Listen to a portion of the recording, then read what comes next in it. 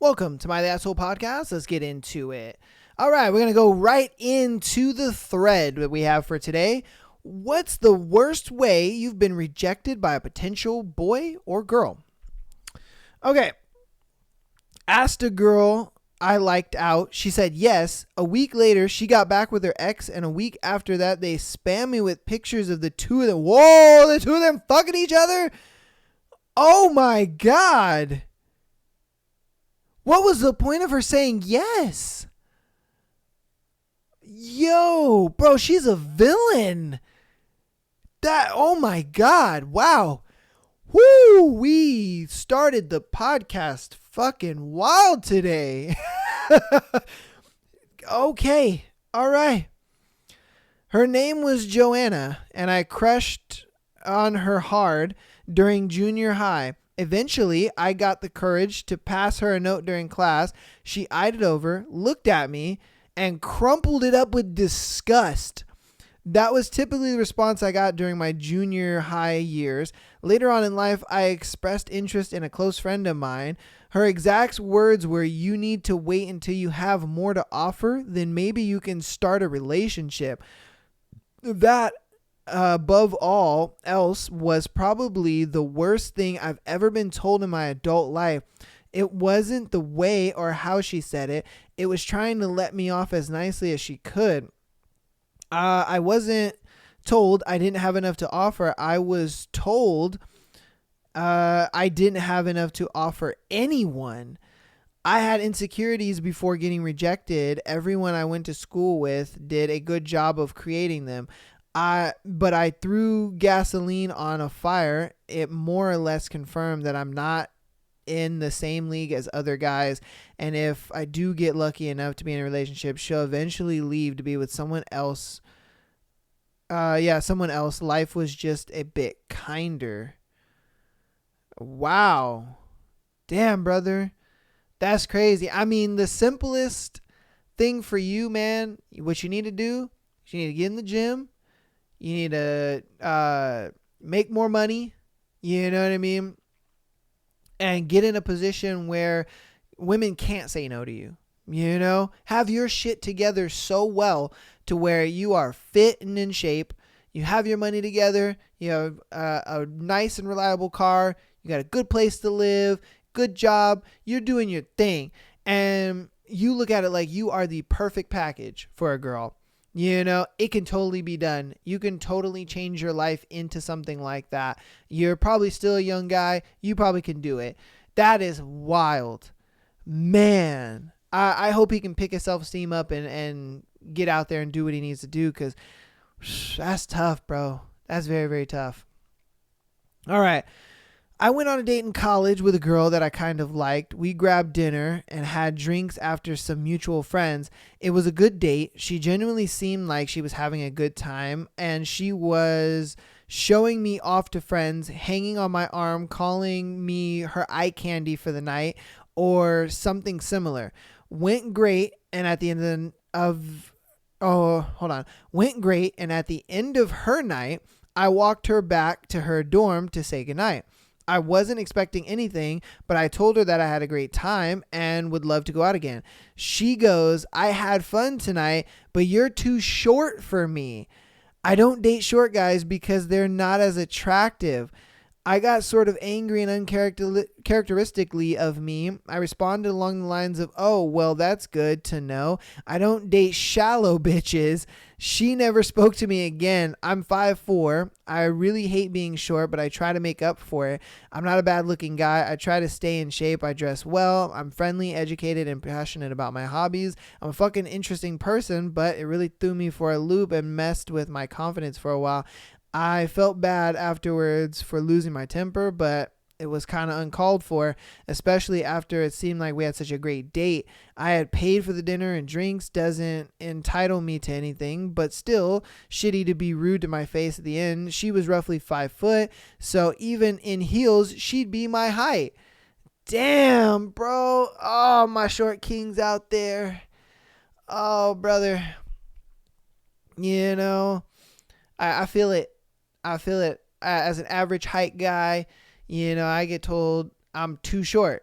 And I'm like, Bitch, you're 5'2". What do you mean? And then it sucks because it's like, he's in shape, he's educated, he's a smart guy, he's funny, he's got his shit together. And it's like, no matter how good of a guy he is, he can change all of that, but he can't change his height. And it's just, that is long for you, brother. Long for you, man.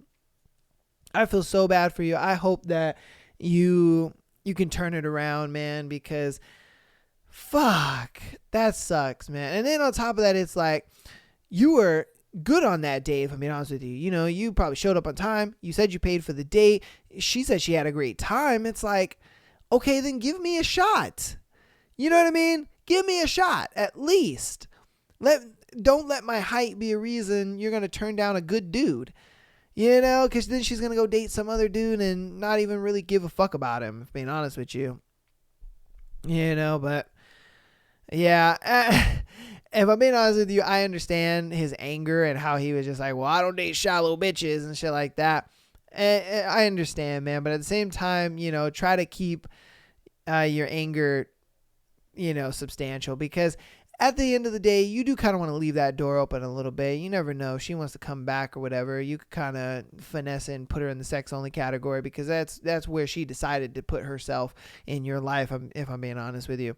But yeah, man, and on top of that, you don't need to give these girls that kind of energy anyway. Fuck no. You don't need to give them that kind of energy. You let them be shallow and let them do their thing. You don't need to tell them all that. Yeah, you don't need to do all that. You just sit there.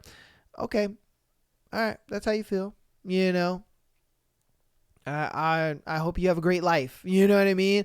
And do some shit like that, because that's going to hurt a lot more, to her ego. If you're just like, well, all right, have a great life then, because now she looks at it like, oh, fuck. You know what I mean? It hurt what he said, but what he said wasn't really bad. You know what I mean? It fucks with him way more when you stay composed and you stay collected, and then you just walk away. You just leave. You say, fuck it, goodbye. Because a lot of guys are going to do that. They're going to fight for and vie for the attention of the girl. Don't do all that. Waste of time, bro. Waste of fucking time. When I was 8 years old at a camp, some boys and girls I snuck off to play a game of spin the bottle. A girl spun and it ended up pointing at me directly. After momentarily staring at me in objective horror, she ran off crying loudly. It's been 20 years, but I can still recall that moment in vivid detail. Damn. Oh, this guy's got some childhood trauma. That's crazy. Oh, shit. Poor guy, man. Poor guy. I hope he's having better success with the ladies now. That sucks. This was in first grade on Valentine's Day during recess. My girlfriends and I decided to chase our crushes around the playground in hopes of catching and kissing them. Unlike my friends who were shorter than me and not that good at sports, I was one of the tallest girls in my class and pretty good at sports, so I gave my crush a pretty good chase. I finally caught him and tried to kiss him on the cheek. Well, this guy must have really believed in cooties, because when he realized he was having too much trouble fighting me off, and he backed me up against a wall and started kicking me in the shins repeatedly. I started crying. He got detention, and I was not invited to his birthday party that year. Dang, man. That's crazy. That little boy started kicking that girl in the shins. Oh my God. That's kind of crazy. I didn't think girls they actually did that kind of stuff. Like, what you thinking about kissing for in the fucking first grade? Like, what the fuck what are you doing? What the, goddamn. Y'all in the first grade over here thinking about kissing boys and shit. Godly. This happened to my brother last year when he was in 8th grade. I was in middle school, or I was in the middle of chemistry class, and there was this girl that sat next to him. One day in the middle of class, my brother asked her if she'd like to go out with him. Yeah, go out with him to the school dance. She immediately said no, and said out loud that the class of 45 kids could clearly hear her. Hell no, I'm not going out with you, you ugly, skinny, blonde nerd. Damn. He told me that the entire room went silent. His teacher immediately pulled out his iPhone, and within a few seconds, his teacher added insult to injury in a very funny way. He started playing on his phone the song, "Baby Come Back."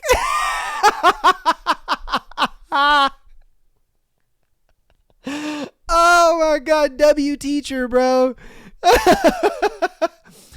Oh my God. Imagine being in that classroom and all you hear in the back or, wherever in the classroom, you just hear a girl, "No, I'm not going to go to the dance with you, skinny blonde bitch." And then it just goes quiet. And then all you hear is, "Baby, come back.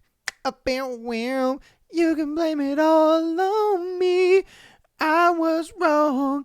I would laugh so fucking hard at that. Yo, W teacher, bro. Sorry for your brother, but W teacher, that is funny as fuck, man.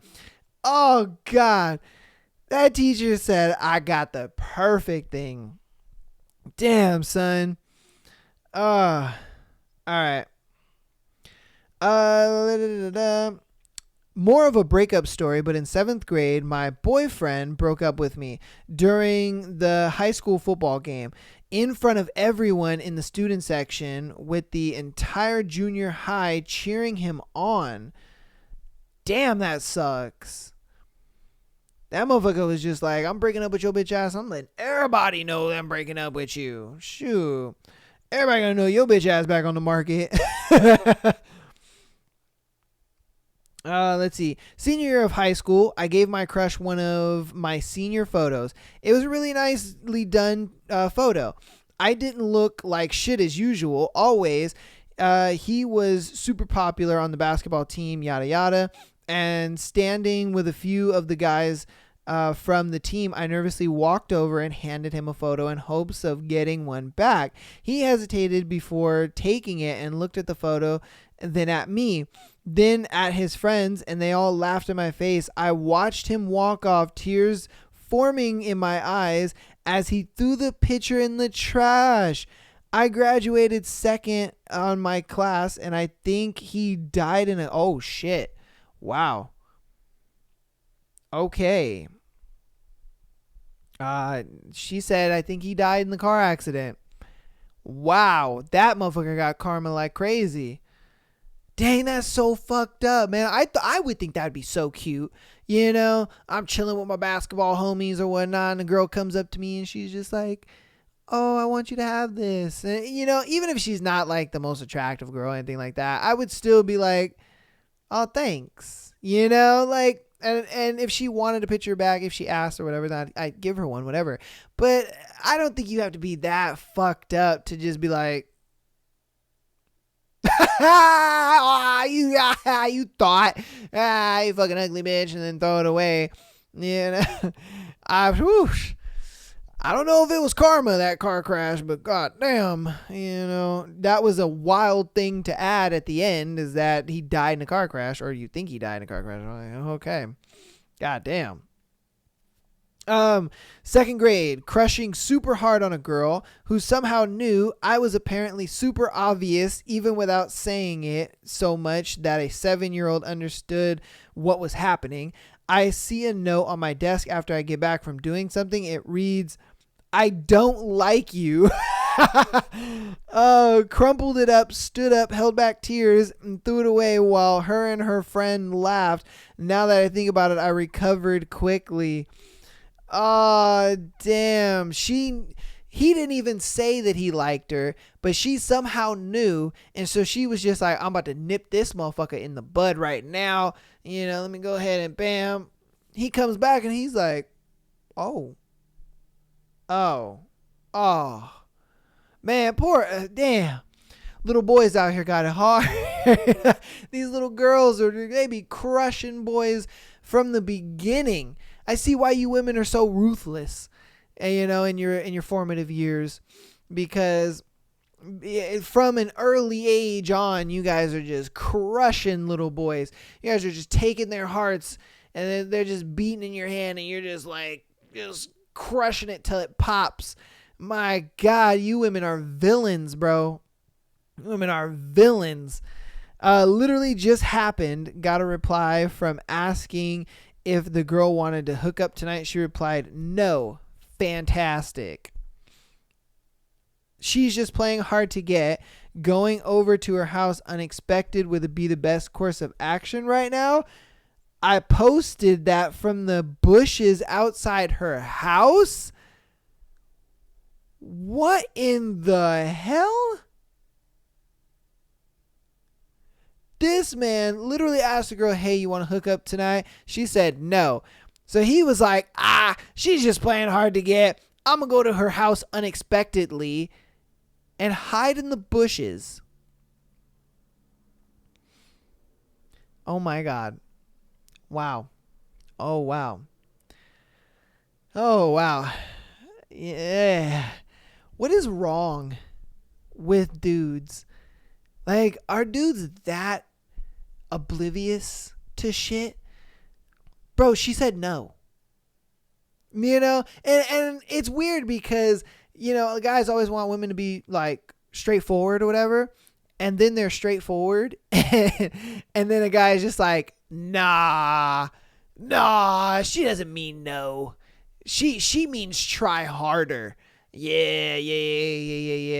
And they come up with this in their own head. There's not someone else that's like, telling them this. You know, they come up with this in their head. They're like, she said no? Nah. She's playing hard to get. Yeah. She wants this penis. She just wants me to try harder. So I'm going to go to her house and then I'm going to fucking hide in the bushes. And that'll definitely change that no to a yes. Like, what are you expecting? Really, what are you expecting? All right, we're going to do like 3 more. Let's see.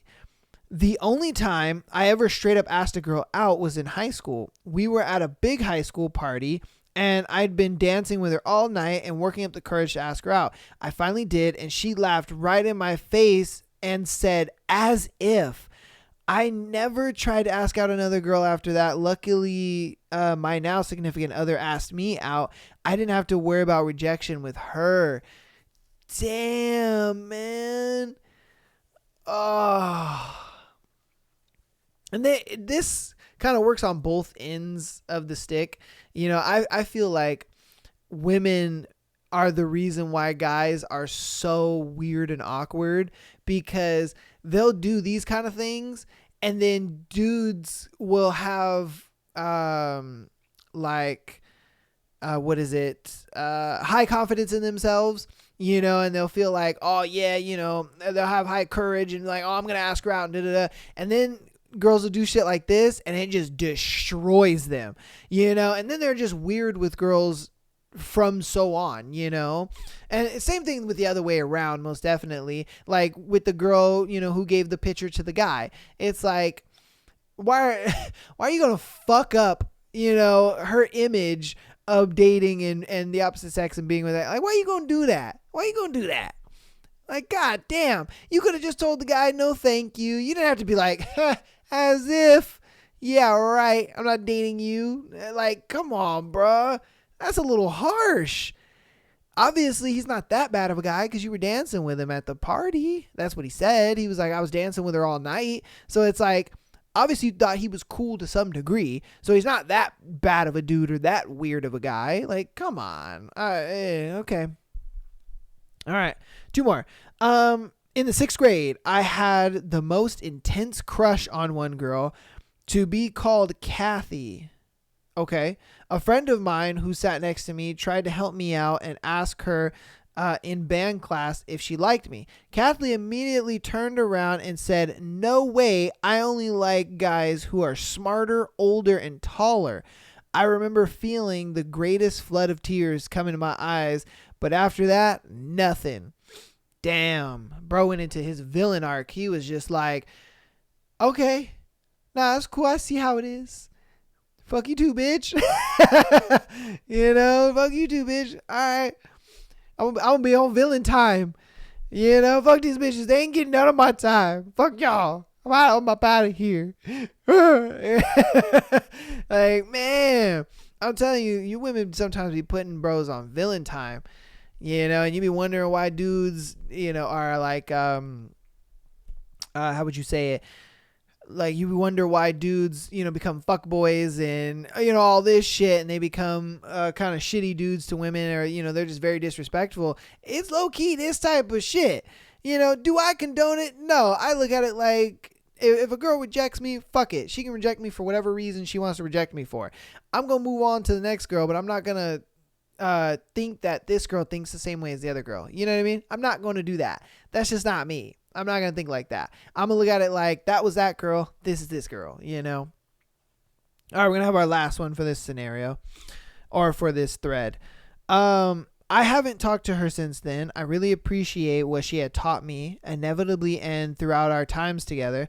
I was going through some drug and alcohol use as a kid, kind of still am, because I was depressed around a year after I met her. I met her at a new middle school I was going to attend for 8th grade, and I didn't know anyone. She would always find me in the library because I didn't have any friends, and then she eventually opened up to me and I became more social. I soon began to like her because she was so comforting as a person. Little did I know that the feelings were mutual. So 8th grade goes by, and we eventually separate our ways and go on to different high schools. During the summer is when I began drinking and smoking weed and popping E, and started in when I was a freshman in high school. I would do it every now and then because my parents were going through fights due to financial situations and personal issues. This was a few months after Obama got elected as the first black president in 2008. And as the big homecoming football game was going to be coming around the corner, I realized that the football game would be at the girls' school because our school didn't have a functioning football field. So we always used other schools. I never thought I'd meet her again, but alas, I did. Oh shit. This is going to be kind of a juicy one. All right. So he met this, he didn't have friends in middle school. He met this girl. She was super sweet, all this and all that. He started liking her because, they were getting close and getting to know each other, whatever the case may be. Then summer came. They went to different high schools over the summer. He has a tough life at home, so he got into kind of drugs and alcohol. And then this big football game comes, and their school doesn't have a football field, so they have to have it at this girls' school. And guess what? The girl that he was talking to and that he liked back in 8th grade came back around. Let's get back into it. Okay. I was volunteering at concessions for around 2 hours, and just before that, I drank like a half of a bottle of Bombay. I heard my name being called out near the end of my shift, and I looked up only to see the girl from afar waving at me with her friend. Despite everything that I've been through mentally and physically, for some reason seeing her was uplifting as could be. I grabbed her some hot cocoa and we sat down and talked for a bit. She asked me what was wrong with me, and I told her that I changed. I had confessed and told her that I was pretty drunk. She was disappointed and expected better out of me, which eventually led her to tell me to stop abusing substances, and I did because I truly loved her. Yet young love at its finest must end a dash of confusion and loss. Some time goes on, and I eventually gather the balls to ask her out. No response. I began becoming depressed like a little bitch, and I was depressed like a little bitch I was back then. But I realized that this situation has made me appreciate women more and made me understand that I truly am the center, or made me understand that I am truly the center of the universe, at least to one person I know. I only came to realize this after ounces of weed and multiple bottles of scotch. The two things I can't figure out is if she forgives me for turning back into the person she tried to stop me from becoming, and why she didn't respond. Recently, out of the blue, I found out from a mutual friend that she will be going to a Catholic university in Japan while I stay here in California as an incoming freshman in college. I guess I'll never know her answers, but I only hope the best for her. Damn, bro. That was a story. Whoo, man. I feel for the guy. having a tough upbringing, and it kind of led you to doing this stuff. I wonder why she didn't give you an answer though. Because when they were in 8th grade, I wonder if she felt the same way, because he liked her because he had no friends. She was kind of his only friend type deal. They were very young. He was getting to know her and hanging out with her every day. And then they go to a different school and then they meet again. And it's like, oh my God, I wonder if she felt that way maybe back then and then later on didn't feel that way. I wonder why she didn't say anything though. I do. I wonder why she didn't respond. Man, that scenario and that situation is something like out of a fucking movie, if I'm being honest with you. Man, that was a good one to end the thread on. Wow, that was good. Because I didn't think that he would meet her again. You know what I mean? Like, shit like that just doesn't happen. And when things line up like that, I was like, oh my God. But obviously we know this is a thread of, what's the worst way you got rejected by a boy or a girl. So it's like, of course he got rejected in the end. I wish it would have worked out for him. I so wish it would have worked out for him, man. You guys comment, you let me know what you think about his story and situation. Cause I was rooting for him. I ain't gonna lie to you. Even knowing what the thread is, I was like, no, you guys could do something. Just a little bit, like, just give it a try. Go on one date. Oh, tears. All right, we're going to go ahead and get into the rest of the episode. Thank you guys so much for being here on episode 52.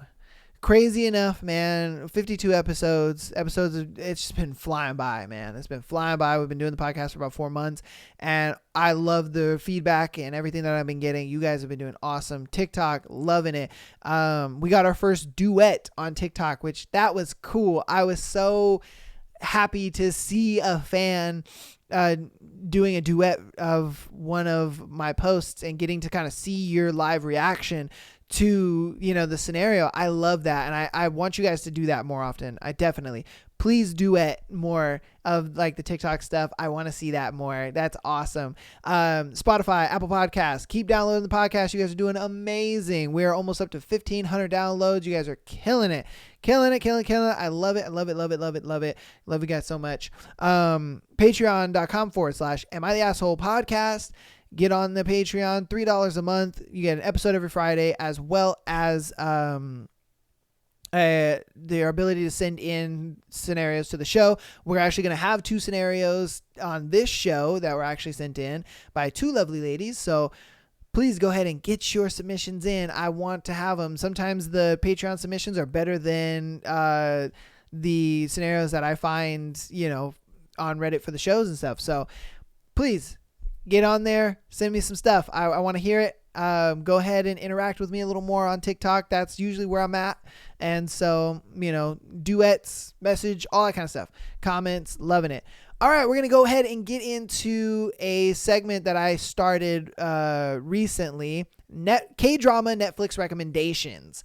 And today's recommendation for Kdrama is Business Proposal. This Kdrama is really good. Really, really good. I enjoyed it. A lot.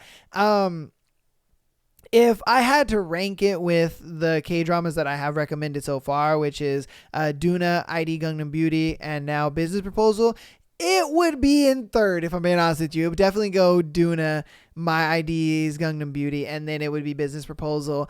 Business Proposal is a great one, though. I do recommend that you guys watch it. I do think that it is a good show. It's only 12 episodes. Every episode is an hour long, so you are going to have to put a little time into it. But I do think it's a really, really solid show, if I'm being honest with you. It was very funny. It was very interesting.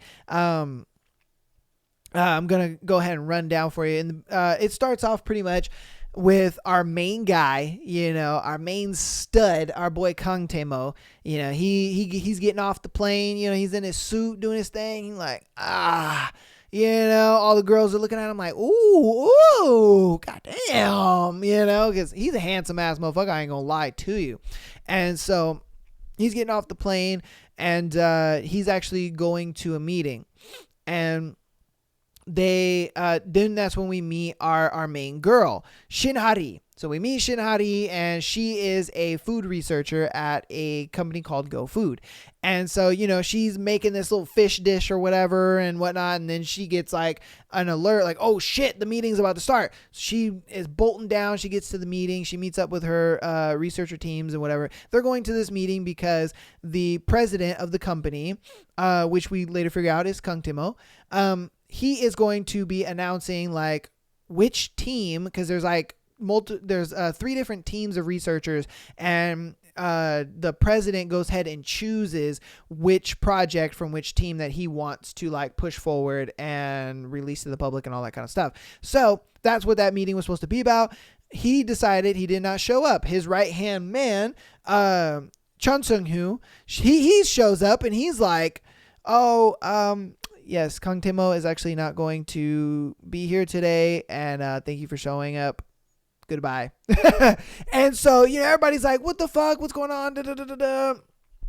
And they're mad, whatever the case may be. And so then they leave, they leave or whatever. And then it goes to Kang Timo and his grandfather. And his grandfather's just like, what the fuck is going on? Why did you skip that meeting? Blah, blah, blah. And he's just like, I'm working out some deals and this and that, and blah, blah, blah. And his grandfather is just like, are you ever going to like find love? And he was just like, no, I really don't need to. Like, why? I got a lot to do with the business and whatnot, because he's the president. And so he's just like, the grandpa is just like, look, man, I'm not getting any younger, and I want to see, my grandson gets married, and I want to see him have kids, and I want to be able to play with your kids, before I die. And he's just like, fine. Like, I'll think about it. You know what I mean? And so he's like, all right, cool. And so then grandpa is like, oh, guess what? I set you up with like a bunch of blind dates, and this motherfucker got a whole book of women, that he's setting them up with. And so he gets talked into it. And he goes on to these dates. And so he is going on these dates, and they're all kind of cookie cutter. All the women are the same, they're all saying the same thing. It's like they're reading out of a fucking script book. He's just bored. He's like, I've heard this before, heard that before. Don't really care for that. And so Kang Timo is just kind of at his wit's end. He's just like, whatever, it is what it is. I'm doing this to make my grandfather happy. So now on the other end, our girl Hari, as remember in the beginning, she was making the fish dish, and then she was like, oh my God, I got to get to the thing. She was upset that, no dish was chosen by each research group. So she was like, okay, it is what it is. She goes to meet with her friend, Jun Young Soon. And so they meet, and they're talking and this and that and blah, blah, blah. And her dad is actually part of, I think it's called the Marine Group. And what they do is they're pretty much like the company that runs like advertisements, and pretty much like the entertainment space of Korea, pretty much. They deal with celebrities and advertisements and athletes and all kinds of high status people and stuff.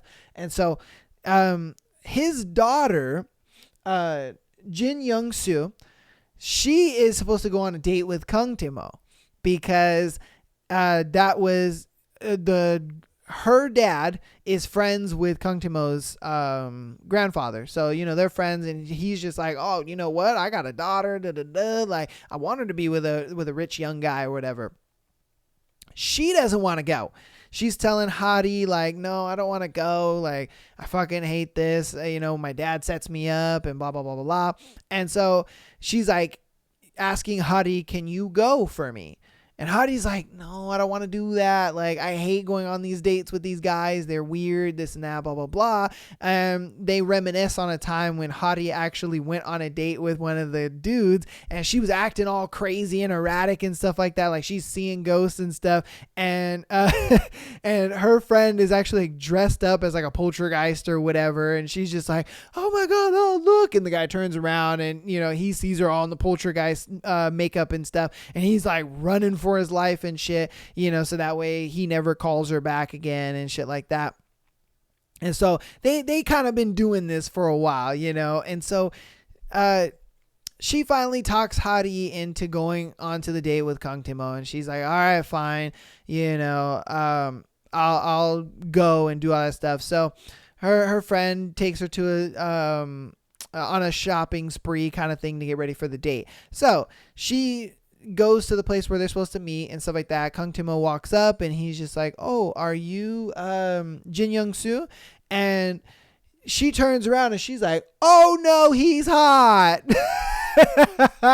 And she's just like, she's blown away by his look. She's like, oh my God, he's fucking hot. Like, what? Oh my Jesus. And she's like, yeah, that's me. Hi, how's it going? And so she's like trying to not be distracted by his good looks. And so what she's doing is she's trying different tactics to get him to like be disgusted with her and stuff like that. She's acting very like Western, like she's showing a lot of skin, she's kind of acting very promiscuous and stuff. And you know what I mean? She's just being very like out there because she's just like, if I act like this dude, there's no way he's going to want to be with me. But Kang Timo it's completely opposite for him. He's like, I like this one. I like this one a lot because she's different. She's different from all the other girls. She's not following the fucking script, and she's not, it doesn't feel like, she's trying so hard. You know what I mean? She's kind of just more being herself, or so he thinks. And so then it gets to a point where they get kind of wrapped up in a conversation, and she's just like, oh, I like to go to a hotel with a guy on the first date. And he's like, okay, let's go. And she's like, okay, yeah, sure, let's go, trying to call his bluff. They get to a hotel, dude gets a room, everything. And so then her friend comes out of nowhere and it's just like, you slept with my husband. And she's just like, what? Huh? It's like, you slept with my husband, you whore, how dare you? You slept with my husband. Like, I can't believe you. Da, da, da, da. And so then Kang Timo is just like, I think you got the wrong girl. She's just like, no, I don't. That's her, blah, blah, blah. Trying to make it look like she's crazy and all this kind of stuff. Trying to get Kang Timo to just be like, oh God, you were crazy. I don't want to deal with you.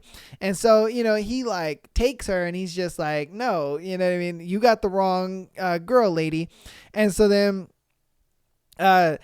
that date pretty much ends up with Hadi just running away. Like, she fucking runs away and she gets into a cab and just drives off. Kang Timo is just like, he's all about it. He's like, I like this girl. He's like, this girl's different, And so when he sits down to talk with his grandpa again, his grandpa is pretty much just like, oh, so how did you like, Young Soo? And he's just like, you know what? I like her. She's different. I think I'm going to choose to pursue her, most definitely. And so then later on, that kind of starts how they pretty much got connected, and how Kang Timo and Hadi pretty much became, involved with each other. Obviously it's through her friend, and it's under the guise of she thinks that it's her. So we fast forward a little bit. And, Jin Young Soo, she is at a convenience store. And so she happens to meet Kang Timo's like right hand man, Cha Sun Hoon, and meets him. And it's just like, they're like love at first sight. Both of them. They're like, he's like, oh my God, she's gorgeous as fuck. And for him, he's like, or for her, she's like, oh my God, he is the handsomest thing I've ever seen. And so,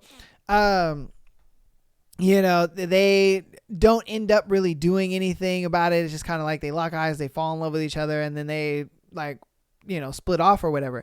And so then there's a time where Young Soo, she is in a parking lot or whatever, and she is like, I don't know if she was backing up. I think she was backing up. She's backing up and she almost runs into Kang Timo's car. And so she gets out, and then she's like, oh my God, I'm so sorry. Da, da, da. And then she's like, wait a minute. It's you. It's the dude from what's the name? And so they exchange cards. And so he was like, oh, okay. Jin Young Soo. And Kang Timo's like, Wait, what? No. I went on a date with the Jin Young Soo. That's not Jin Young Soo. I know what Jin Young Soo looks like, and that's not her. Like, why are you impersonating? And she's like, whoa, hold up, what's going on here? And then she doesn't realize, like, oh my god, that's Kung Timo. Like, oh fuck, you know what I mean? So now the jig is up, and so Hadi, obviously dressed as, Jin Young Soo, she goes there, and Kang Timo is just like, all right, bitch, what's going on here? Huh? Because you said you were Jin Young Soo, but I actually ran into Jin Young Soo, and that's not you. So who are you? And so then she gives a fake name, and she's just like, and she uses her actual last name, I believe it is, right? Yeah, she uses her actual last name as Shin, and she's just like, Gyum-hyo? And now she has to commit to the Shin Gyum-hyo name, and so he's like, he buys it. He's like, okay, all right, cool then. Okay. And so then, they enter this contract and whatnot, and he's just like, look, to keep my grandfather off my back about finding a girl, I'm going to enter this little like business proposal with you. And what we're going to do is you just pretend to be, my girl, whatever, and we're fooling my grandpa. But if you try to get out of this contract, you're going to have to pay a lot of money. And so she's like, oh, fuck, I can't do that, whatever the case may be. So she agrees to the contract, whatever. And so now she is Shin Gyum-hyo to him. And so now it ensues even further, and then it got to a point where, he finds out the truth and all this kind of stuff, and then, it escalates even more. And like I said, that's just like the beginning synopsis of it. That's probably the slow part of the show. It just doesn't feel slow. You know what I mean? Like when you're watching it, it doesn't feel slow, and that's what I love about it. It wasn't like My Idea is Gangnam Beauty, where it doesn't pick up to like episode 3. You know what I mean? Because episode 3 is obviously now they're in college, shit's starting to happen, things are starting to move forward. It's like this one from episode 1, it's ready to go. A lot of shit's happening. You're introduced to all the characters. You find out that Hadi is actually into a guy named Lee Min-woo. You know what I mean? And she's had a crush on him since forever. And that's why, she doesn't really care for Kang Timo and all that kind of stuff. And it's why she can go on dates for Jin Young Soo. So, you know what I mean? It's just, it plays a lot into it. Now, what I don't like about the show, though, is there's a lot of filler. And I mean a lot of filler. There's a lot of scenes in the show that just, it makes no sense to have that scene in there. I feel like they just kind of threw it in there because they're like, we want to make an hour-long episode. There was a lot of fluff when the two main characters finally got together. When they finally got together, it just seemed like it was a lot of fluff. It was like you could have cut out 2 episodes and then did episode 11 and 12, and you could have been just done with it. Because nothing really happened, if I'm being honest with you. Nothing really happened within those 2 episodes. So I was just kind of like, and then that's when it got good again at episode 11 and 12, but I'm gonna let you guys watch that. But like I said, there was just a lot of scenes that just didn't make sense. And then also, while Hadi is playing as Gyum-hyo, and she's under that contract and stuff like that, whenever she is around the grandfather, because you gotta understand, the grandfather is actually the founder of Go Foods company that she works for, and then Kang Timo's the president. So whenever he would be around, she would like hide her face and stuff like that, and she would do weird shit. There was a scene where they were in an elevator, and he's just like, oh, young lady, are you gonna push the button to the floor that you want to go to, because you're not going up to the top floor with us? And so she's like shuffling and whatnot, and then she pushes the button, and then she shuffles back and whatnot, and I'm just like, you really didn't need all that in there. It's weird. And then even when they got together, it was kind of weird too, because there was a scene where they went to the movie theaters, and he was like, I know that you feel weird about, people seeing us together, whatever the case may be, so I'm going to rent out the whole fucking theater room. then her coworkers show up, and now she's got to hide from her coworkers, and then her coworkers all hella nosy, like, what, you got this whole thing to yourself? Like, I'm gonna go ahead and, just be in here with you. And it's like, go away. It's like, go the fuck away, you old nosy motherfuckers, And so it just, I don't know, it was kind of frustrating in some points, because it's like, you didn't really need to put this in the show. It just seemed like it was a lot of filler. They didn't do the filler very well. The actual points of the show that made the storyline really move forward were great, but all the filler stuff, it just seemed like it put a halt to it. And then, you watch this filler and then you pick it back up. That's what I didn't like about it. But for the most part, it's a good K-drama. I definitely recommend it. I hope you guys do watch it. There is more to the relationships, because there's like at least a couple different relationships that go on. Kang Tae-mo's right-hand man, Cha Soon-hoon, he definitely has a thing for Jin Young-soo. So, they have their own little relationship dynamic. I won't spoil that. And then it's funny because there's a TV show, and it's a K-drama within a K-drama kind of thing. So like, we're watching the K-drama, but they're watching a K-drama. And it's funny because the K-drama is about a girl in the middle class working for a company, and she's dating her president, the president of her company. And they're like, nah, that can't happen. There's no way that can happen. And it's crazy because it's happening, and it's super funny because it's just like, they're all astonished about it happening, and then it's actually happening, and then it's funny because the girl in the K-drama within the show, her name is Shin Gyum-hyo, and it's just like, what? And it's crazy because things that are happening to Hari and Kang Tae-mo, they're actually like pretty much lining up with the K-drama. So like, as things are happening to them, it's happening on the show as well. I thought that was funny too. I think that was a cool little thing that they put into that show to kind of give it a little different layer, a little different perspective too. I thought that was cool. I thought that was fun.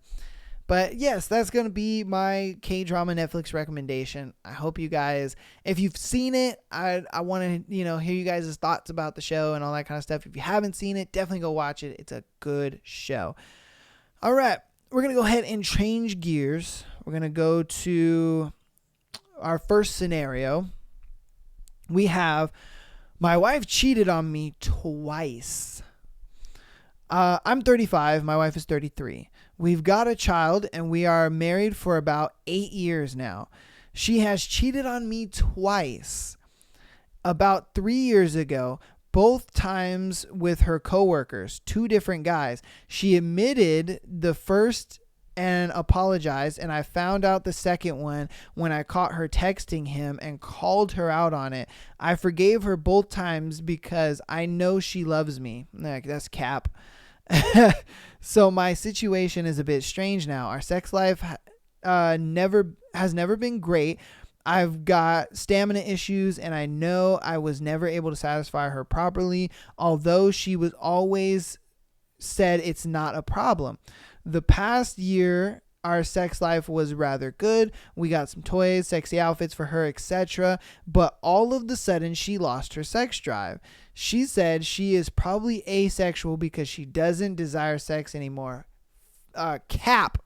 Come on, bruh. That is cap to the max.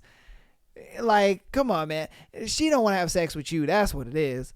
And she ain't no asexual, because she so wasn't like that with the other 2 dudes she was cheating on you with. She so wanted to have sex with them motherfuckers.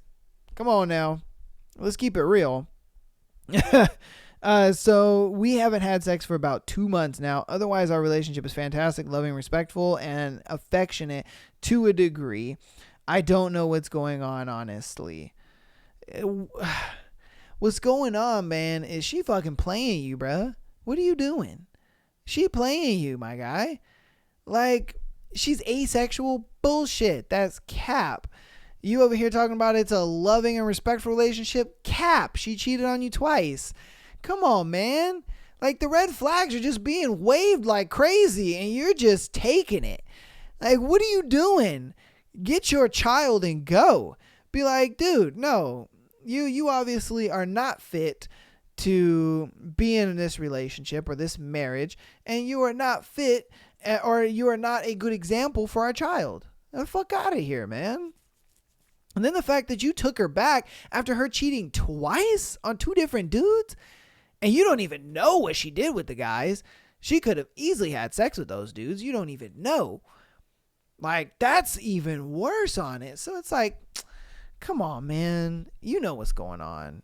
Like, I don't know why you're playing blind to it. That's retarded. You're out here playing blind, acting like nothing's going on. Cat pooped on Milan. You know, like, dude, I don't know what you're thinking. You need to get up out that relationship, man. You haven't had sex in 2 months? I guarantee you she probably has. Because if she's cheated on you twice, man, who says that she won't do it a third time? Because she know your dumb ass will come back. You know, I guarantee that's the mindset she has. She's just like, oh, I can do whatever the fuck I want in this relationship. He'll come back. And he doesn't care. Like, come on, man. Oh, my God. I'm done with you, man. Jesus Christ. Over here, I don't know what to do. Man, you know what to do. All right. Next scenario. I have a crush on my friend, and I think she likes me back, but she's married. Hi guys. So to keep things intentionally vague, I am a 20-something female, bisexual in university, and am in a specific research area, which is where I met my 20-something also bi friend. She is about 6 years older than me.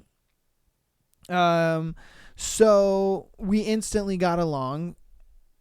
We instantly got along so well and have become close friends very fast. We go out to eat, shopping, or to the movies at least once a week and talk constantly. We just click so well as people. Well, she is married, but throughout our chats, I gathered that she is open to still being with women. And her husband is okay with it. Oh, her man is okay with it. Okay. We're both open about being bisexual and have joked around about it, but I've never felt like there may be something between us until recently. I admittedly had a bit of a crush on her, but I just assumed that nothing would ever come of it because I'm not going to make a move given the difference in our relationship circumstances and the fact that we work together. Like I said, we're constantly together, whether it's text, random snaps, sending videos, etc. Recently, her snaps have seemed to get a little more flirty, and she's even said things like, I'm always thinking of you, girl, heart emoji. I always just said something funny back or change the subject. I'm too scared to flirt back because what if that's not what's happening at all and that's just her way of being nice. My thing is, what are you afraid of? Like, if she seems down to like date other women and her husband is cool with it, I don't see why not. You should at least give it a shot. See where things go. See what happens. You know what I mean? Like, I don't see anything wrong with that. I would think you guys would just be like, hey, let's try it out. Let's give it a shot. You know what I mean? And if she's flirting, I mean, flirt a little bit back. See where it goes. I wouldn't say be afraid of it, you know, because you gotta understand, you know, her dude is not really going to feel a certain way about it. He's not. Yeah, I think if it was another guy, he'd probably feel a big, you know, thing about it. But since it's another girl, I think he kind of looks at it like, it's all good, you know. It's a potential threesome for me, so it's a win-win for me, you know. He doesn't really care. He kind of looks at it like, do your thing. So you don't really have to worry about the things on that end. I think where you're most worried about is probably losing the friendship if you try to make it romantic. And I can see how that could, you know, play into it. But at the same time, like, flirt back a little bit, escalate things slowly. And then, you know, if it gets to that, then it gets that. And if it doesn't, then it just doesn't.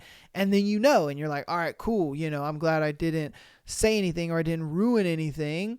But I mean, yeah, you put a little subtle flirting in there. I don't see anything wrong with that. Especially, like you said, her dude is okay with her experimenting with girls or being with girls or whatever the case may be. Like, dude, I see nothing wrong with that personally. Most definitely, I see nothing wrong with it. I say you just, I say all you have to do is just flirt back, let it escalate a little bit, and see where it goes.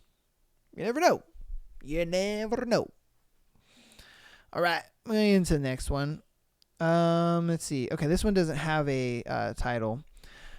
I'm looking for someone who makes me laugh. I'll fall for you if you're funny. You'll win me over if you can make me laugh is what I see on probably every single woman's profile on Hinge nowadays. What do you expect me to do with this information? Do you want me to send you memes, buy a joke book, visit an improv comedy course? I get it. Dating someone who gets your sense of humor can make you laugh is a dream come true, but putting that in your profile won't make it any more make me more interested in you. It doesn't add anything. It's just very generic. And that brings me to the part that I love the most about online dating, how superficial and generic it is. Sure, putting together a good profile is hard, but either 90% or more of women are boring or don't bother putting in effort to neither one. Putting in effort, and neither one makes me excited about getting to know you. And sure, I'm not the most amazing and interesting person either, but I do find things that can make me stand out because as a otherwise pretty average guy, I would not get any matches at all. Perhaps this is where the difference between men and women in online dating comes in, since most women can get a lot of matches without having to put in a lot of effort. But for me, this really makes me jaded at the moment. When every profile seems the same, guess it's time to delete my apps once more. Damn, man. I say this all the time. Dating apps are a waste of fucking time. They are, especially as a guy. If I'm being honest with you, as a guy, they're such a waste of time because there's so many dudes on dating apps and there's so little girls on dating apps. It sucks because girls have just so many options to disqualify you for absolutely anything. It could be the littlest, tiniest, itty bitty thing, and then they're like, I'm good. On to the next guy. And, on the previous Patreon episode, we did a thread of why did you get unmatched on Tinder, and a lot of them were like that. A lot of them were, she sent a voice message and then he sent a voice message back and she was like, I don't like your voice, unmatch. There was another one where it was like she said, oh, you don't look 6'4". And it's like, you never met me, so how do you know? Like, just because in my pictures, I guess I don't look that tall. I don't know. I understand that one. A lot of guys lie about height and stuff, but it's just like, see me at least, see me at first and then judge it from there. But that's what I mean though. It's just any little fucking thing. It's like you can be disqualified for it just instantly. And that kind of sucks. And I get that most definitely. I get that from, the male side of it. And that's why I say for dudes, it's such a waste of time because it's like, why? What are you doing at this point? There's kind of no point, if I'm being honest with you, to really being on dating sites. Like, if anything, man, you need to just go out and start talking to people, start talking to girls, go to the mall, you know what I mean? Obviously have a good time and enjoy yourself, whatever. But, you see a cute girl you like, go and talk to her and, strike up a conversation, try to, go to bars and coffee places and, you know what I mean? Just try to go to places to meet people, try to go to sociable places and meet a girl like that. Because trust me, man, you ain't gonna meet, the one or the girl you're going to date on Tinder. It's not going to happen. It's the reason why Tinder has that $500 fucking option. Tinder has a $500 a month option because they're like, oh, we know how desperate people are to potentially be in a relationship. So how about you pay $500 a month so that way you can potentially find somebody who wants to be in a relationship. It's whack. It's like, dude, I'm not even getting a guaranteed partner. I'm getting I'll get a date. Potentially I'll get a girl to fucking text me back. I'm paying $500 for this. Like, That is crazy. But see, that's what I mean. It's such a waste of time because so many people are so lazy to go out and actually talk to people that Tinder looks at it like, shit, we gonna profit off your laziness. Hell yeah. You want to spend $500 for the chance that a girl is actually going to text you back? Like, and then like, don't get me started. Like if you have a really shitty profile and then you go pay $500, bro, just you paying $500 ain't going to change. It ain't going to change shit, if I'm being honest with you. And if you don't know how to talk to a girl, you paying $500 on that Tinder thing ain't going to change shit either. So again, it is a waste of fucking time. It's a simple thing of like, get out, talk to people.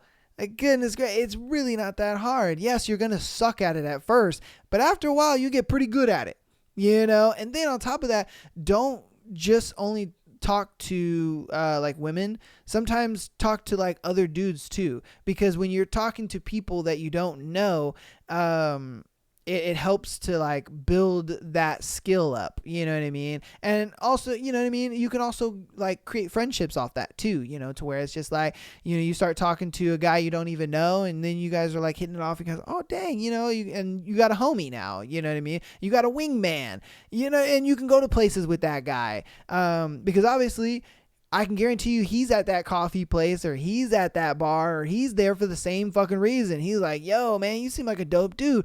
Let's go get some bitches, you know? I'm just saying, it's like, don't just limit yourself talking to girls. Go ahead and talk to some guys too, because it'll help. It'll help get that stranger anxiety out of the way. And then once you have that stranger anxiety out of the way, man, you can go talk to any girl. You can just walk up to her, hi, how are you? You know, blah, blah, blah. Are you here by yourself? Are you here with your friends? Da, da, da. You know, before you know it, you're just controlling conversations. Like, man, like it ain't nothing. Dating apps are a waste of fucking time, dude. Waste of time. And, you know, they're not really a waste of time for girls because they get so many matches. You know, all they have to do is just kind of filter it out, you know, and then go on dates with like the 2 or 3 guys they actually want to fucking go on a date with. You know, girls get actual results off that. Guys, not really. You know, sure, you can have dating apps on the side, but like, I'd go with the direct approach and approaching people and women and stuff like that over dating apps. Just my 2 pennies. All right. Next scenario. I'm done. I'm so done after this date. So I met this girl in a hiking group. We started to talk and we hit it off. It felt so natural. After the hike, I texted her and we agreed to go have dinner at a really nice restaurant I've been meaning to go to.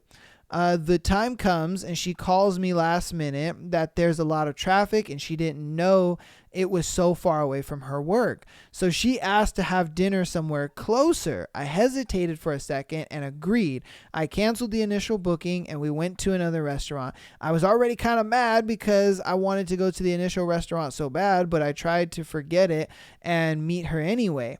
During dinner, she was hardly engaging. She was tired from the week and didn't ask any questions, not even a "and you" question after I asked something. It felt tiring. We finished. I asked for the bill. She goes quiet when the server brings it. She doesn't reach for her wallet or anything like that. I asked if it's okay to split the bill. She agrees, but was expecting me to pay. Honestly, I feel mad at the moment. She didn't apologize for the last minute change of plans and wasn't nowhere as engaging as when we met. Plus, she wanted me to pay after all that. I'm also confused. Why does she behave that way? Have you ever had a similar experience?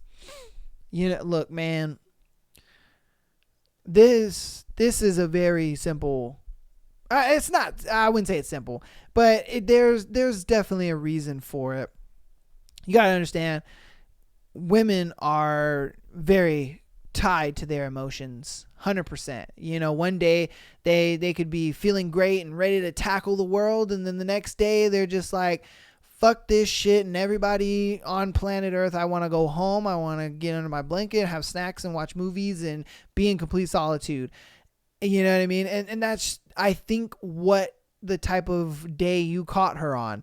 You know, she had a shitty day at work and driving, and she's just like, I don't want to drive this far. I want to go home. I really don't want to go on this date. This is kind of like so taxing and annoying, so on and so forth. And so then she looked at it like, maybe I can get him to go to a restaurant closer. And then, you obviously agreed to it. And then she's just kind of like still dealing from the shitty day she has. She's in a bad mood. She wants to go home, so on and so forth. I personally think that that's what it was, because like you said, when you first met her on the hiking group, you guys were chatting, hitting it up. Oh, it was great. You guys were batting questions back and forth, having a good time. That goes to show you right then and there, that was a day where she was in a mood like, I'm going to tackle the world and I'm ready for anything. But then you just kind of caught her on a day where she was just like, fuck life and everybody else. I hate this. I want to go home and be in my PJs, eat snacks. You know what I mean? You just kind of caught her on one of those days.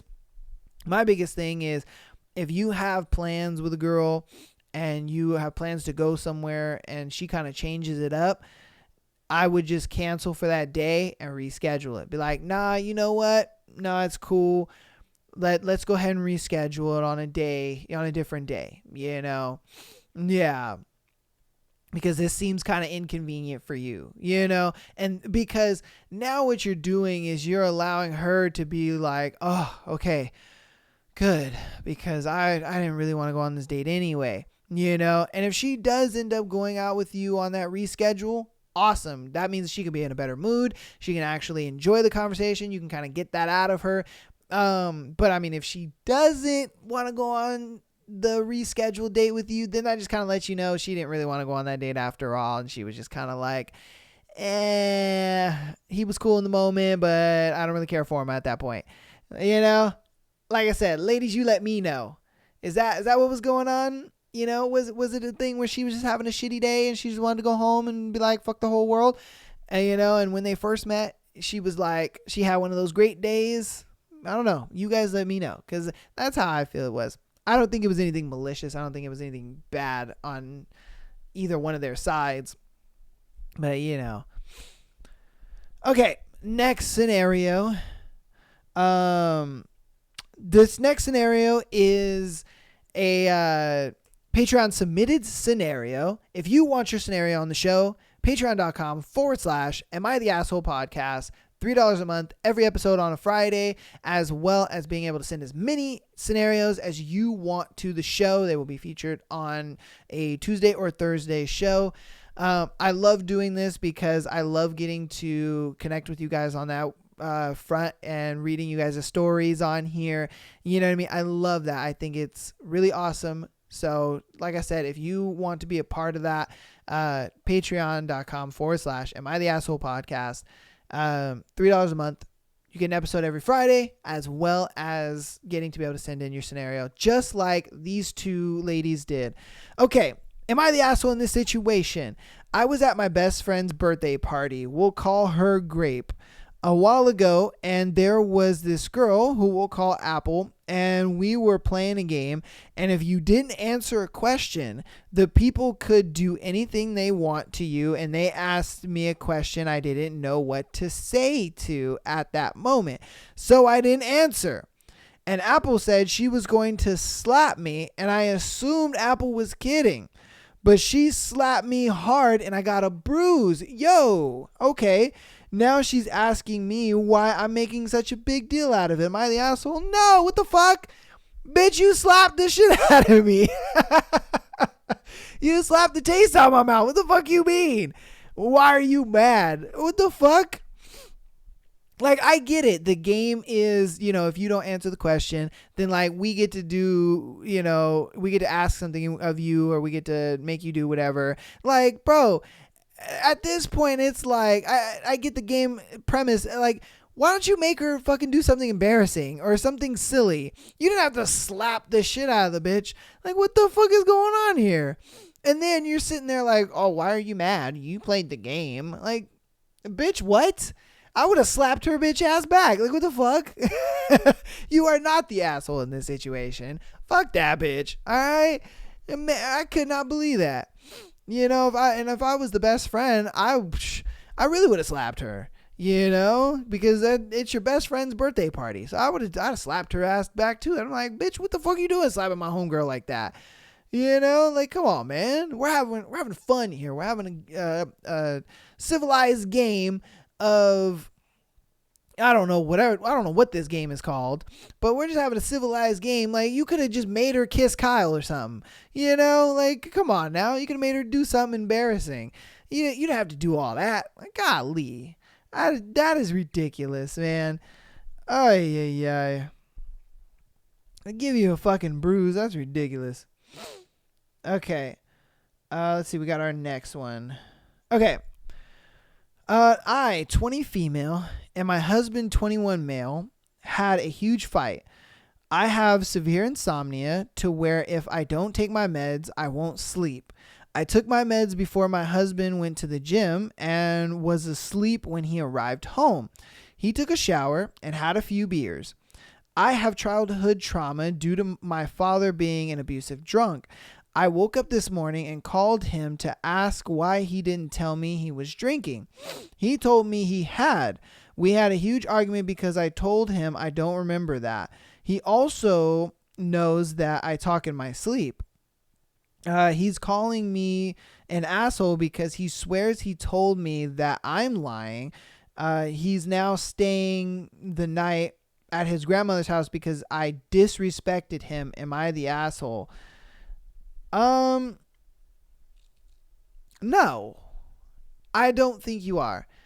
Reason being is because I understand your situation inside of it, but I feel that you're not the asshole simply because he didn't go about the situation correctly. You know what I mean? Because this could have easily been de-escalated and handled in a different way if he would have went about it right. And I'll give you an example of how that conversation could have went. You wake up and you're just, you see him, with a beer in his hand, whatever, and you're like, what the heck? I thought you said you stopped drinking. Oh, I thought I told you that, I'm still drinking. I just have a few though. And he's like, no, that's not what you told me. All right, well, my bad. I didn't know that I told you. I didn't know I didn't tell you. I thought I did. You know what I mean? Like, de-escalate the situation a little bit. You don't have to call her a liar and some other choice words I'm sure you had because you guys, said you were in an argument or whatever. De-escalate it like, whoa, my bad. I thought I told you. I guess I did. My mistake. Now, if I'm going to play devil's advocate here and be kind of on the other side, for you, he should know that you have that childhood trauma. He should know this. You guys are married, for fuck's sake. So he should know that you have childhood trauma with your dad kind of being abusive due to him being a drunk. So with him knowing that, he should know that, hey, look, I'm not going to be the type of guy who drinks till I'm just fucking plaster drunk and I'm hitting you and all this kind of stuff. Like, I'm not going to do that. He should be able to kind of reassure you with that. But at the same time, you should be able to understand that he is not your dad. You know what I mean? He's not him. Just because your husband drinks and your dad drinks, it doesn't mean that they're both going to be abusive people. Your dad drank and he was an abusive guy. I understand that, and that can be very trauma inducing as a child and things like that, 100%. But at the same time, I don't think your husband is going to be abusive like that because, for one, he knows that you went through that childhood trauma, and I don't think he wants to put you through that. And two, I'm sure he looks at it like, I'm going to limit myself in that. So I don't become that for her. I don't want to be that way, to my girl. I'm not going to do that. I know what childhood trauma she went through, so on and so forth. My biggest thing is, as being the man, you should have de-escalated that situation and then reassured her that whatever she thinks is going on is not what's going on. Because you got to understand, my G, a lot of girls are going to They're going to come up with a bunch of scenarios in their head. Like, oh my God, is he drinking again? Oh my God, that means he's going to be abusive. That means he's going to be beating me. And then the childhood trauma is going to come back, this and that. Da, da, da. You have to be able to kind of de-escalate the situation and just be like, my bad. I thought I told you that, I'm drinking. You know what I mean? If I didn't, that was on me. My bad. But babe, don't worry about it. Like, I'm not going to, I know about your childhood trauma. I'm not going to put you through some shit like that. Reassure her a little bit, because then for her, she just kind of feels like, okay, all right, well, just let me know next time. You know what I mean? She's going to be completely diffused. But a lot of guys like to put oil on the fire, and it's just like, what are you doing? You're making that fire bigger, and then your bitch ass is running to your grandma's house, talking about, I got to get away from you. And it's like, bro, what are you doing? Seriously, what are you doing? Stop. You know what I mean? Like, bro, take your time to de-escalate the situation and reassure your girl, because I know you're not bad of a guy. Hell, she got married to you, so you must be a good guy if she got married to you and she, loves you to that extent. So it's like, bro, all you have to do in these situations, like I said, de-escalate the situation. Be like, whoa, I thought I told you, my bad. Sorry about that. But look, I know that you went through that childhood trauma. I know, and I'm not going to be that. Look, I had 2 beers. That was it. I'll be in to watch a movie with you and cuddle. You know what I mean? Like, let me go brush my teeth and I'll be in there to cuddle you, and you know what I mean? Get you some coochie and be chilling.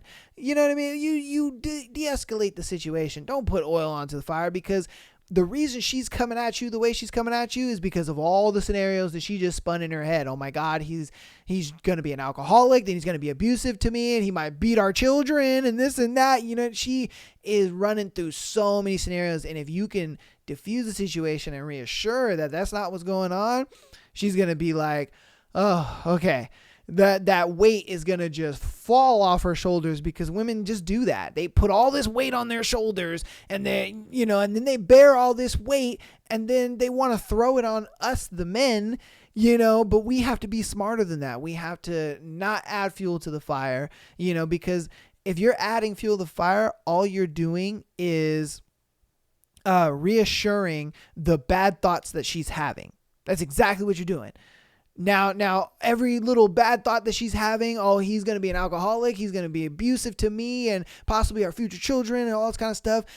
What you're doing by fighting her about this is just proving her right and all the bad thoughts that she's having. Like, yep, nope, yep, exactly. The fact that you're getting defensive and you're doing all this, yep, that just proves that you're going to be an alcoholic, you're going to be abusive, you're going to be this and that and da-da-da. You know what I mean? And like, come on. So, like I said, my advice to him is to learn to de-escalate and then reassure her. You know what I mean? Because she's an insomniac. So she thinks all day, every day about scenarios. She can't sleep. You know what I mean? She needs medication to go to fucking sleep. And so this girl is a huge overthinker. I can guarantee you she's an overthinker like to the moon. Because she's an insomniac, she can't sleep. So her mind is never restless. Her mind is never in a state of rest. Her mind is restless constantly. So obviously all she's going to be doing is thinking, like, she's sitting in that bed and she's just like, you're probably fucking dreaming about other bitches, aren't you? I can guarantee you she's had that thought at least once, and you're over here dreaming about monster trucks and shit. You know what I mean? It's like, dude, like, chill out. So, like I said, my thing is de-escalate and reassure your girl. All right. Oh man, that was a good one. Okay. We're going to go ahead and get into our last scenario for today. Is my husband cheating? Me, 37 female, and my husband, 39 male, have been married for 4 years and have a 2-year-old son. Our relationship is good during these 4 years. I discovered inappropriate texts between him and another girl. The texts were not sexual, but I did not like it. We talked about it, and he promised he won't do it again. Today I found out that there's a couple of girlfriend simulator games on his phone. One of them is Lovers. I opened the game and found like chats between him and AI girls, sexual and with nude photos and such. Is it normal? I feel heartbroken again. I don't know if I'm making a big deal out of it. What do you think? By the way, I did not talk to him about it, but I uninstalled both games. I don't think he noticed yet. Okay, this did not go the way I was expecting it to go. Not at all. I was expecting you to be like, I found some text messages and he told me that he was going to stop texting the girl. And then I found out that he's still texting her. That's where I thought this was going to go. But no, it didn't go there at all. It went completely onto another thing. Like, do you think that he's cheating on you with these AI girls? Do you think that these girlfriend simulator games are like a threat to your relationship or your marriage? I'm all for a dude just living out a fantasy, you know what I mean, through a video game or whatever, because that's usually what porn is for a guy. It's just a fantasy. It's just a way, for him to have access, sexual access, if you will, in quotations, sexual access to like different girls and stuff like that. It kind of just fosters that fantasy while, you still have your girl and maybe that's what he's doing. Maybe this is just his like version of porn. I don't know. I think that's very fucking weird though, that you feel threatened over AI girls. You know what I mean? Like, you feel threatened over AI girls or over girlfriend simulators? I mean, because like, it's like having a relationship with Snapchat AI. You know what I mean? Like, if you had a relationship with Snapchat AI and you're talking to Snapchat AI like, oh, good morning, babe. And, Snapchat AI is like, oh, good morning, honey. And, but it's not another person on the other end. It's just an AI bot thing that is just responding to you the way you respond to it, So I don't know. You guys let me know in the comments what you think about that one, because I don't know. I have no idea. Like I said, I thought this was going to go a different way. I thought it was going to be like she found some text. She didn't like it. She was like, stop this. And then he didn't. And then she found the text again. Then I'd be able to be like, oh, girl, I got some advice for you. But I mean, I would just let the dude have his fantasy games. Yeah, if I'm being honest with you, I guess. Let him have his fantasy games. But that's going to go ahead and end today's episode. Thank you guys so much for watching and listening. If you guys are on Spotify as well as Apple Podcasts, please leave a nice rating, download the podcast. It makes a huge impact on the show when you guys download and leave a rating. I appreciate that.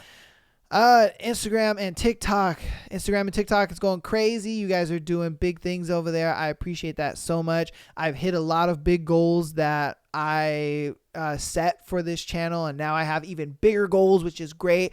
Like my goal to have 500 followers on TikTok, bam, we smashed that. My goal to have 1,000 downloads on the podcast, bam, we smashed that. So now we're on to bigger and better goals. I have some crazy cool stuff in the works for you guys in the future.